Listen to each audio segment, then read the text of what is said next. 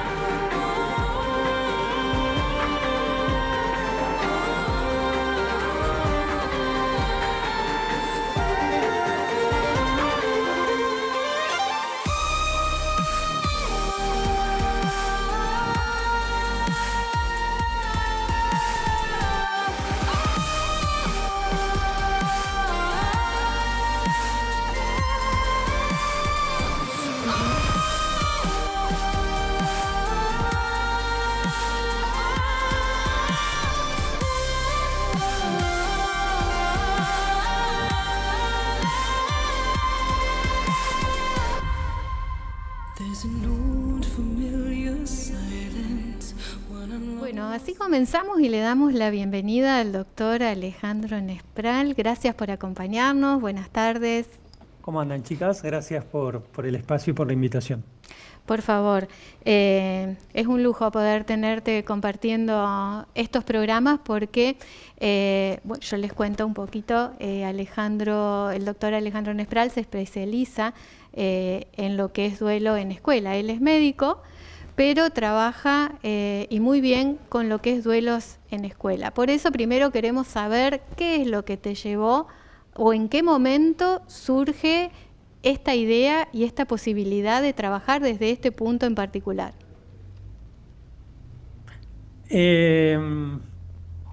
Fue hace un tiempo ya por el año 2013, 2014. Yo vivo en la ciudad de Bariloche, en la Patagonia, y con un grupo de compañeras y de compañeros, algunos del campo de la salud, psicología, por ejemplo, y del campo de la docencia.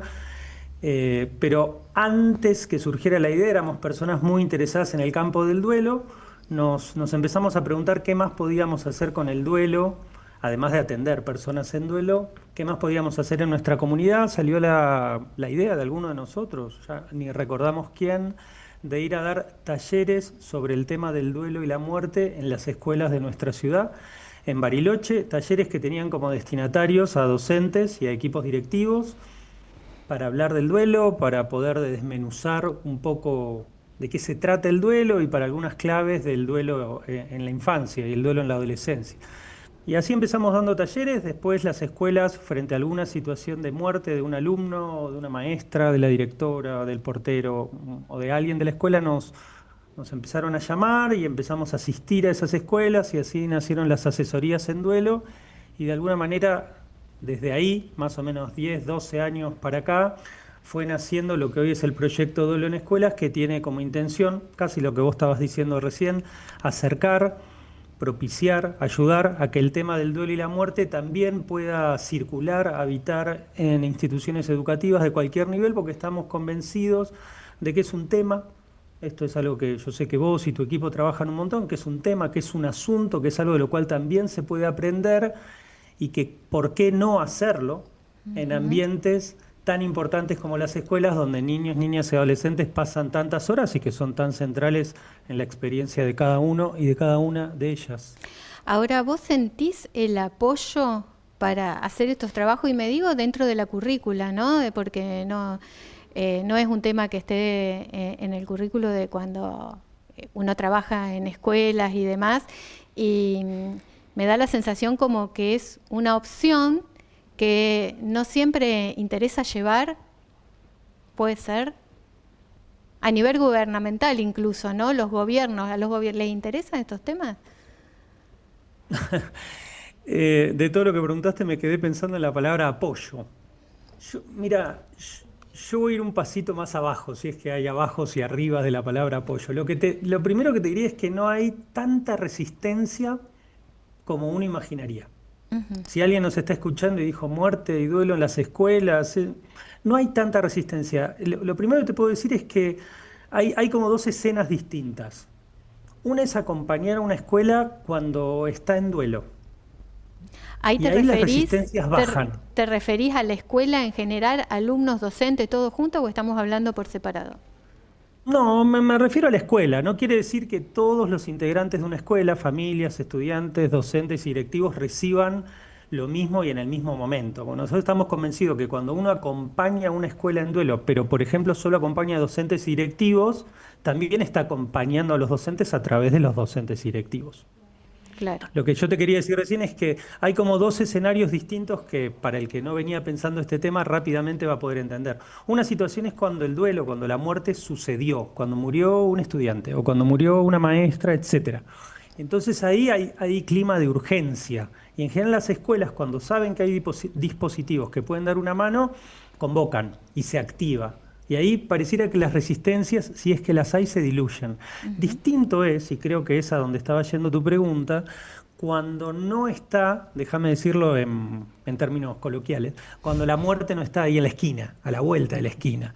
Cuando simplemente uno dice, bueno, me parece que este es un tema en el que hay que capacitar a los docentes. Ahí sí aparecen más resistencias, porque muchas escuelas lo que empiezan a decir es, ¿por qué capacitarse en este tema? No es algo que nos pase a nosotros, ¿no? Esta sensación de que de la muerte solo hay que hablar cuando la muerte sucede. Y lo que nosotros en estos 10, 12 años pudimos descubrir es que hay no mucho, sino muchísimo para hablar en relación a la muerte, el duelo y la educación y los entornos de enseñanza. No solo incluso cuando la muerte no sucede, es más interesante porque es menos urgente y porque hay mucho más campo para explorar, traer a la muerte y al duelo como temas pasibles de ser educados. Fíjate que es un tema que pasa en general, ¿no? Uno ahora lo estamos relacionando directo con las escuelas, pero sigue siendo un tema tabú, nos guste o no. Hablar de esto es llamar la mala suerte, si hablo de este tema me va a tocar. Es como que uno siempre encuentra y tiene una gran variedad de excusas para no hablar. Sí, pero paradójicamente, por traer una paradoja a eso que vos acabas de decir, con lo cual estoy de acuerdo, en las escuelas, digamos, en las escuelas jardín de infantes, primaria, nivel medio, yo dije instituciones educativas porque también tuvimos oportunidad de trabajar en duelo en escuelas con jardines maternales o con ambientes universitarios. Pero yendo a la escuela en los 3 niveles del medio, digamos, por decirlo de alguna manera, lo interesante es que especialmente a nivel jardín de infantes y primaria, si bien uno puede estar de acuerdo con esa propuesta que vos traes de que la muerte es un tabú y que no se habla, la muerte como tal es un tema que en la infancia aparece como un tema, no te digo recurrente, pero a niños y niñas el tema de la muerte les interesa. Lo interesante de esto, o lo que vale la pena señalar de esto, es que a los niños y a las niñas, o a nosotros, hace algunos años cuando fuimos niños, el tema de la muerte nos interesa más allá de que haya personas adultas que nos acompañen a la conversación. Claro. Un niño le dice a otro niño en el recreo, ¿jugamos a que te mataba? Digo, ese es el tema de la muerte, no es que un niño de 6 años le va a preguntar a otro, oh amigo, ¿qué crees? ¿Qué crees que es el misterio de la muerte? Digamos, lo que va cambiando es el tema de la forma de conversarlo. Claro. Pero la muerte es un tema interesante en la infancia, no lo digo yo, hay un montón de autores que lo dicen.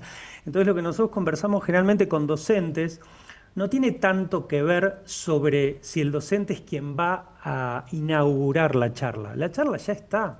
En modo de charla, en modo de juego, en modo de pregunta, en modo de niño de 3er grado que toma la palabra en la clase y dice, seño, se murió mi abuelo o mi mascota o quien sea. Sí, nos cuesta, somos los adultos por ahí los que nos cuesta poder aceptar de que eso es una realidad y de formarnos para poder acompañar desde nuestro lugar como docente, como papá, como bajo todo punto, bajo el punto que nos toque transitar en esta vida. Le tenemos miedo. Y mientras nosotros hacemos nuestros esfuerzos por cerrar esa conversación, sí, que vaya o por decirlo de otra rápido. manera, por impedir que se abra, porque la conversación va a suceder. Nosotros siempre ponemos el ejemplo de que basta ir a algún recreo de una escuela. No digo que en cada rincón los niños van a estar hablando de eso, no tengo ese nivel de fanatismo temático, pero sí recordar que es un tema que está presente, o en la naturaleza, o en las mascotas, o en lo que ellos ven, o en las noticias que consumen, o en los medios de comunicación. Por eso la pregunta no sé si tiene que ver con si como alumno, valga el fallido, como adultos nos animamos a... Porque ese también es un sesgo del adulto, creer que si nosotros nos animamos a hablar, los niños van a empezar a hablar. Los niños ya están hablando del tema. Claro. La pregunta es qué nivel de participación queremos tener como adultos, papás, educadores o educadoras o personal de salud, o el rol que nos toque ocupar. Cuando digo papás, mamás, me refiero a familiares o tíos, abuelas, lo que sea. Me parece que esa es la pregunta que solemos llevar a las escuelas. En tu escuela se habla de la muerte. La pregunta es vos como docente, te diría vos, Jackie, ¿qué rol Claro. querés tener? ¿Cuánto querés mediar en esa conversación? Sí, sí. Y según tu experiencia en todo este tiempo, cuando la muerte irrumpe en esa comunidad escolar y normalmente en la mayoría de los casos no están los docentes preparados, el docente queda en una posición muy difícil porque tiene que sostener al alumno, por ejemplo, si se murió un compañerito, y tiene que sostener él su propio duelo. ¿Qué pasa, según tu experiencia, en esas situaciones? ¿Cómo tiene que gestionar esa doble tarea el docente o qué ocurre? Cuando la situación sucede, la gestionará con lo que tenga y con lo que pueda. No es tiempo de salir raudamente a formarse o a capacitarse, no es ese el momento. Eso es lo primero que tengo para decir. Por eso insistimos tanto en instancias preventivas, en instancias de capacitación, en momentos donde los docentes puedan reflexionar sobre muerte y duelo y acompañar a niños y niñas sin que el lunes haya una urgencia en el aula.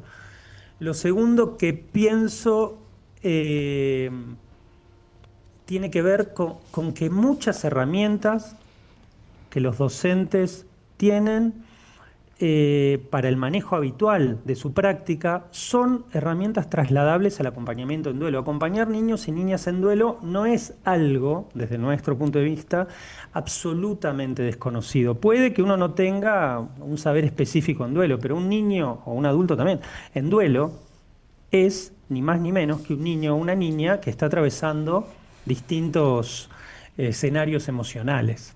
Digo, porque si no también, y esto vos también lo debes ver mucho desde tu práctica, irrumpe el duelo, irrumpe la muerte y parece que yo no sé nada del tema. Por eso muchas veces acompañar a una escuela en duelo es recordarle, en el sentido profundo de la palabra recordar, recordarles que algunas de las herramientas ya las tienen. Me refiero a herramientas de acompañar emocionalmente. Por Claro. supuesto, conocer elementos puntuales sobre el duelo y qué características tiene el duelo en la infancia mejora el acompañamiento. Pero un niño en duelo es un niño posiblemente triste, posiblemente enojado, posiblemente conmovido, posiblemente en shock, posiblemente distraído, que todas las que estoy nombrando, en todo caso serán ciertas intensidades más fuertes, aunque a veces no, son emociones para las cuales en general los y las docentes están. Mira, te iba a decir que saben, una palabra más técnica, están entrenados y entrenadas en el acompañamiento. Bien, vos sabés que te escuchaba y me surgen un montón de preguntas, pero decís que preparás para duelo, para muerte, pero solamente el duelo cuando muere alguien en una escuela, porque hay muchos niños también que cambian de escuela, que se les va un compañerito y están en duelo. Y también hay que saber acompañar ese proceso de que no va a estar más el amigo, de que su círculo va a ser diferente. Y no tampoco los docentes tienen esas herramientas. Yo lo veo en... Mi nene tiene 3 años y lo veo en el círculo que manejamos, que cotidiano de todos los días, ¿no? Me parece muy interesante esto que traes, es algo que suele aparecer en los talleres como cuál es el mapa del duelo. Cuando hablamos de duelo, ¿de qué hablamos? Nosotros generalmente en nuestro proyecto, cuando asistimos a una escuela, sí lo hacemos en el contexto de una muerte. No porque esto otro que vos traes no sea duelo, porque duelo finalmente es una experiencia humana que tiene que ver con qué hacemos frente a una pérdida. Una pérdida real o simbólica de una persona, de un objeto, de un estatus. Eso o esa persona, pero vamos a decir eso como genérico, no lo tengo más. O tal como lo tenía, no lo tengo más. Las respuestas que los seres humanos tenemos frente a la pérdida las englobamos dentro del concepto de duelo. Sí. Entonces, claro que aprender a acompañar personas que perdieron a algo o a alguien nos va a servir para todas las instancias, para una separación de padres, como bien vos decías, para un niño o una niña que se mudó. A veces el riesgo que nosotros aprendimos en estos años, no sé si la palabra riesgo es la mejor que puedo encontrar hoy, pero creo que se va a entender lo que quiero decir, es que de tan amplia la definición, todo parezca un poco lo mismo. Creo finalmente que como adultos que somos y que tenemos distintos roles de cuidado, yo en mi caso soy pediatra, la maestra se ocupa de la docencia y vos como contabas sos mamá, todos tenemos roles de cuidado, acompañando niños me refiero, tenemos que tener algún tipo de pregunta, primero que nada, hacernos algún tipo de pregunta de cómo acompaño a ese niño que sufre, a ese niño que tenía algo y ya no lo tiene más. ¿Y qué rol ocupan mis resistencias? Que era algo de lo que decía Jackie recién. A veces, Sí. nosotros hay algo que decimos mucho en Duelo en Escuelas, en el proyecto, que es es una palabra inventada, ¿no? Pero se va a entender, que es el adultocentrismo, ¿no? Que muchas de lo que hacemos, pensamos, decimos y suponemos también tiene que ver con una mirada adulta. Y muchas veces donde vemos una barrera, voy a traer un ejemplo, si le hablamos de la muerte a un niño de primer grado, no sé qué tal cosa le va a pasar. Bueno, capaz que le pase algo, pero lo que más probablemente le vaya a suceder, de manera explícita o implícita, es que agradezca la posibilidad de que un adulto dé esa charla. Creo que adultocéntrico es pensar que el adulto cuando habla con un niño sobre el duelo y la muerte tiene que explicar cosas. A No. veces hay que explicar. Pero la mayoría de las veces hay que propiciar una conversación y terminan siendo mucho más interesantes las conversaciones que contienen preguntas como si vos le pudieras preguntar a tu hijo, ¿qué te parece? ¿Qué te imaginás? ¿Qué crees? No quiere decir corrernos, porque a veces somos los adultos quienes tenemos que explicar cosas adecuadas Sí. a la edad y al desarrollo de cada niño. Claro. Alejandro, ya nos queda poco tiempo y me gustaría trabajar un poco o que nos puedas contar un poco sobre el armar protocolos en las escuelas. No es muy normal que en las escuelas No. existan protocolos, ni mucho menos, como pasa también en el ámbito hospitalario o clínico, ¿no? Que a veces no hay muchos protocolos para esta clase de situaciones. ¿Cómo se comienza a trabajar un protocolo en la escuela? Cuando ustedes, por ejemplo, hacen las formaciones y acompañan a los docentes, ¿en ese mismo encuentro ya se empieza a elaborar o no? ¿O es un trabajo que se hace después de acuerdo a la realidad de cada lugar? Hmm. Es larga la respuesta, pero quiero Lo decir que esto. pueda. Primero dividiría lo que vos acabas de decir. Cuando ustedes trabajan con una escuela, vuelvo a esta idea, no es lo mismo trabajar con 15, 20 o 30 docentes en crisis, que lo que necesitan es ver hoy viernes cómo se van a organizar el lunes cuando vuelvan los niños. No es lo mismo ese escenario, porque hay como una especie de urgencia de acción. Sí. Entonces, en esos escenarios, establecer prácticas que uno podría decir protocolizar acciones, los vamos a recibir de esta manera, vamos a hacer ronda de novedades, los vamos a mandar al aula, si a algún niño le pasa tal cosa, hacemos algo ordenado y sistematizado, como podría ser un protocolo. Ahí parece un poco más factible, porque es casi ese equipo docente directivo que te dice cómo nos organizamos el lunes. Cuando uno tiene escenarios más preventivos donde da capacitaciones desancladas de una situación de muerte concreta, también se trabaja en función de un protocolo, pero creo que ahí lo que es más importante es, y lo voy a decir de nuevo coloquialmente, es ver en qué medida el tema muerte y duelo en contexto educativo uno lo puede poner en agenda de la escuela. Porque uno, la verdad que talleres a las escuelas puede ir a dar de lo que se le antoje. No es difícil dar talleres a escuelas, como tampoco es difícil dar talleres en salud, en un hospital como trabajo yo. Lo difícil es que después el contenido del taller se haga práctica. Entonces, sí, avalamos, no me interesa avalar nada, sí nos parece necesario construir hojas de ruta. No sé, creo que a todos nos quedamos medio contaminados de la palabra protocolo de la pandemia para acá, pero sí hojas de ruta. Sí. Lo que sí quiero decir con protocolo, y lo digo muy cortito, Jackie, es que muchas veces genera resistencia, porque la notamos, la idea de protocolizar el duelo, ¿no? Como pareciera que el duelo es algo único y es muy de cada uno. Si bien cada ser humano atraviesa un duelo distinto, incluso frente a una misma pérdida, se muere una mamá, 3 hijos y cada hijo es un duelo distinto. Exacto. No por ser individual y específico no es algo que se pueda generalizar, porque si no los psicólogos deberían estudiar una carrera de psicología para cada paciente. Claro. Es decir, sí creemos que se pueden establecer hojas de ruta, porque finalmente, y cierro con esta idea, cuando una escuela atraviesa un duelo de cualquier tipo, como decíamos recién, pero especialmente por muerte de un integrante, las preguntas que se hacen ¿Cómo lo vamos a comunicar con los estudiantes? ¿Cómo lo vamos a manejar con la familia? ¿Qué vamos a hacer si un niño tal cosa? Esas preguntas son uniformes, son estables. Si uno agarra 10 escuelas, nosotros ya acompañamos, no sé, más de 100, 150, no importa el número. Si uno agarra 10 escuelas que están en duelo en este momento en Argentina, y están en duelo desde ayer, imaginemos, porque se murió alguien, las preguntas que se están haciendo que responden a los problemas que tienen que resolver, porque un duelo en una escuela es un problema, pero un problema en el sentido rico de la palabra. Es un problema que tiende a preguntar, ¿cómo vamos a manejar comunicacionalmente el tema? ¿Cómo lo vamos a trabajar con las familias? ¿Cómo nos vamos a dar cuenta si algún alumno necesita un poco más de ayuda? Hoy no hay tiempo para hablarlo, pero eso se llaman banderas amarillas. ¿Cómo vamos a? Son acciones. Esas acciones no hay que esperar que el duelo suceda para preguntárnosla, sino que se pueden ir trabajando de antes. Así que sí estoy a favor de normatizar o por lo menos tener patrones de respuesta frente a una crisis. Un duelo es como una escuela que se prende fuego, pero no lo digo simbólicamente, lo digo como una escuela que se derrumba el techo. Sí, es una escuela que está en crisis. Se entiende. Y ya ahora sí, ya nos tenemos que ir. Tendríamos mucho más para seguir hablando, sí. Pero si querés hacer una referencia sobre tus 2 libros, como para que las podamos compartir, quienes lo quieran comprar lo puedan hacer. Bueno, es tu espacio. Bueno, no, gracias por ese espacio. Los libros lo puedo decir cortito y los libros son... También me gusta escribir. Un poquito antes de la pandemia, ya por el 19, salió un libro que para mí en lo personal resultó muy importante, que es un libro de relatos sobre relatos que me marcaron, o historias que me marcaron en el campo de los cuidados paliativos, desde que arranqué hace un poquito más de 15 años.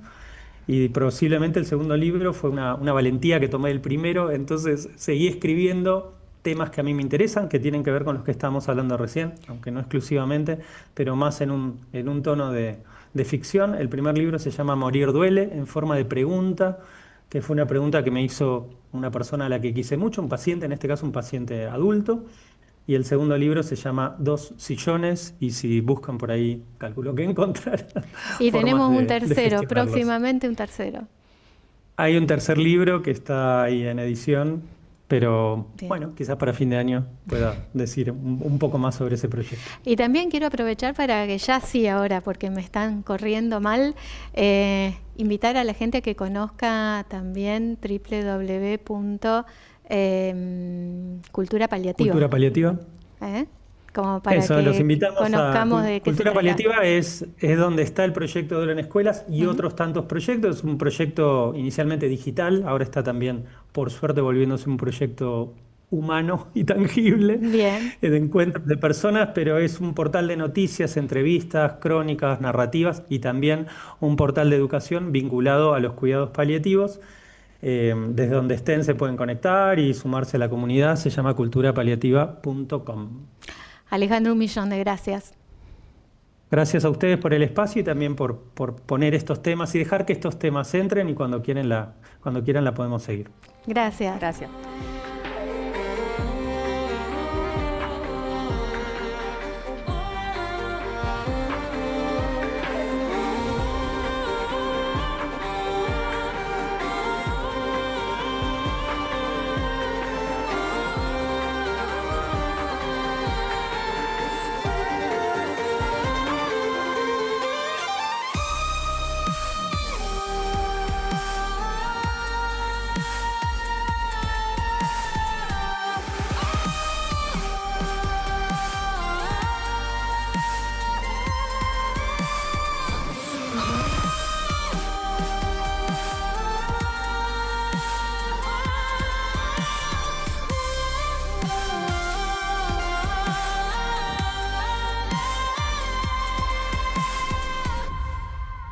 There's an old familiar silence when I'm lost inside my heart.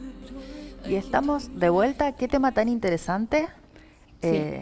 A mí me daban ganas de hacer millones de preguntas, sobre todo en la diferencia que hay entre niños pequeños y los adolescentes, casi adultos. Claro, se habla diferente. Sí, pero no solo se habla diferente, sino la resistencia que hablaba él, que es tan notoria entre un niño.